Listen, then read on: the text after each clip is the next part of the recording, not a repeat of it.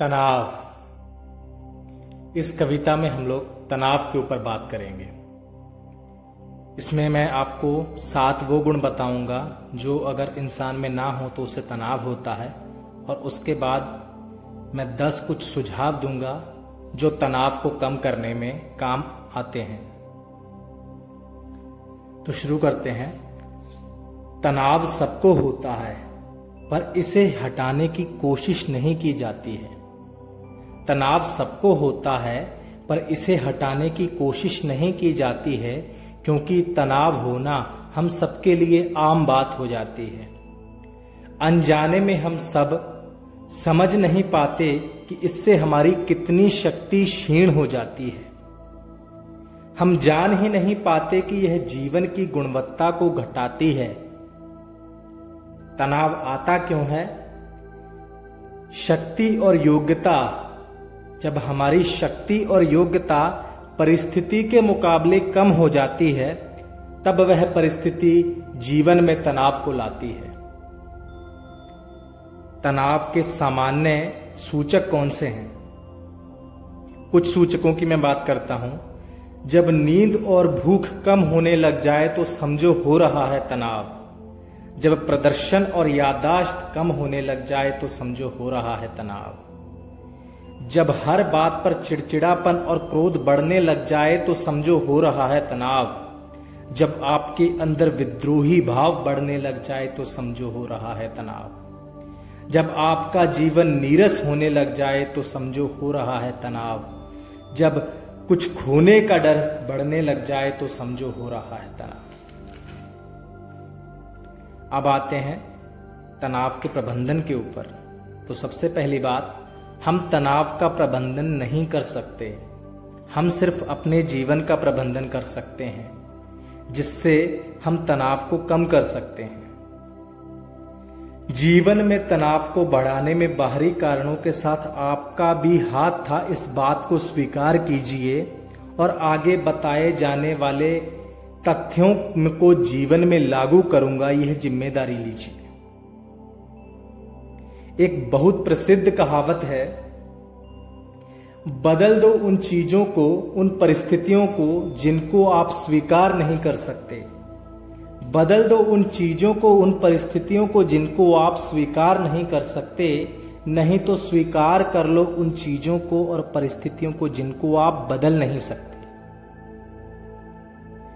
तो अब मैं आपको वो 7 गुण बताऊंगा जो अगर आप में ना हो तो तनाव आता है। तनाव होना सामान्य है। पहला है वर्क मैनेजमेंट। अपने काम को अच्छे से करना सीखो। अपने कार्य में निपुण न होने से तनाव आता है। दूसरा है इमोशन मैनेजमेंट। अपने भावों को नियंत्रण में रखना सीखो। अनियंत्रित भावनाओं से तनाव आता है। Time management. अपने समय का सही उपयोग करना सीखो। समय की कमी से जीवन अस्त व्यस्त हो जाता है। People management. लोगों को जीवन में लाना, हटाना और संभालना सीखो, नहीं तो एक बंदा ही आपके जीवन की बैंड बजा जाता है। Economic management. धन का सही उपयोग करना सीखो, नहीं तो धन आता तो है पर ना जाने कहां चला जाता है। Resource management. उपलब्ध साधनों का सही उपयोग करना सीखो, वरना सब कुछ होते हुए भी इंसान कुछ नहीं कर पाता है। Relationship management. अपने सभी संबंधों में मिठास लाना सीखो। संबंधों की कड़वाहट से तनाव आता है। अब मैं कुछ आपको सुझाव दूंगा, 10 सुझाव जो कविता के रूप में हैं, जो कि बहुत ही कारगर है तनाव को कम करने में, तनाव अपने जीवन को व्यवस्थित करने में। पहला सुझाव, जीवन में बदलाव बहुत जरूरी है। जीवन में नित बदलाव लाओ। मन हमेशा नयापन चाहता है। खुद को एक ढर्रे पर मत चलाओ। उमंग जगाओ, जोश जगाओ, दिमाग दौड़ाओ। पुराने और सही काम को करने का एक नया तरीका खोज के लाओ। जीवन में नित नया बदलाव लाओ। दूसरा सुझाव, अपने परिवार वालों के साथ अच्छा समय बिताओ। उनको गहराई से समझो और अपने बारे में भी बताओ। अगर परिवार के साथ संबंध अच्छे नहीं हैं तो तनाव कम नहीं हो सकता। सबसे पहले संबंधों में सुधार लाओ। कोई भी अपने परिवार को नहीं बदल सकता, इसलिए अपने अंदर स्वीकृति लाओ, अपने शुभ संवाद बढ़ाओ, अपने परिवार वालों के साथ अच्छा समय बिताओ। तीसरा सुझाव, 1-2 करीबी मित्र बहुत जरूरी हैं जिनको अच्छे से परख कर अपने जीवन में लाओ। हर किसी को निजी समस्या मत बताओ। जब मन भर जाए तो इन मित्रों को बताओ। समाधान मिले ना मिले पर इन्हें बताकर हल्के हो जाओ। अपनी समस्या के साथ अकेले मत घुटते जाओ। अपनी समस्या के साथ अकेले मत घुटते जाओ। चौथा सुझाव, अपना थोड़ा समय प्रकृति के साथ जरूर बिताओ। अपना थोड़ा समय प्रकृति के साथ जरूर बिताओ।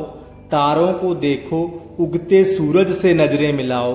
थोड़ा समय निकालकर कभी वन की ओर जाओ। पेड़ की छांव में बैठो, नदी में डुबकी लगाओ।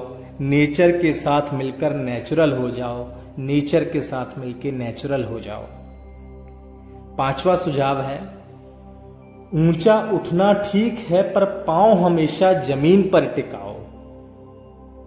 आज जो ओहदा है उसके हिसाब से काम करना है, मानते हैं। आपके ऊपर काम का बहुत प्रेशर है, ये भी जानते हैं, पर हमने सफर कहां से शुरू किया था इसे मत भुलाओ। और इतना आगे बढ़ने की जिद मत करो कि खुशी से जीना भूल जाओ। परिवार के लिए और अपने लिए समय ही ना निकाल पाओ। इतना व्यस्त मत बनो, जीवन को खुशहाल बनाओ। 6वां सुझाव, थोड़ा अपनी दिनचर्या और जीवन शैली में परिवर्तन लाओ। थोड़ा अपनी दिनचर्या और जीवन शैली में परिवर्तन लाओ। इसे दुरुस्त बनाओ। रात को जल्दी सो जाओ, सुबह जल्दी उठ जाओ, समय पर अच्छा खाना खाओ। फोन जितना हो सके कम चलाओ। फेसबुक टिकटॉक की आदत मत लगाओ।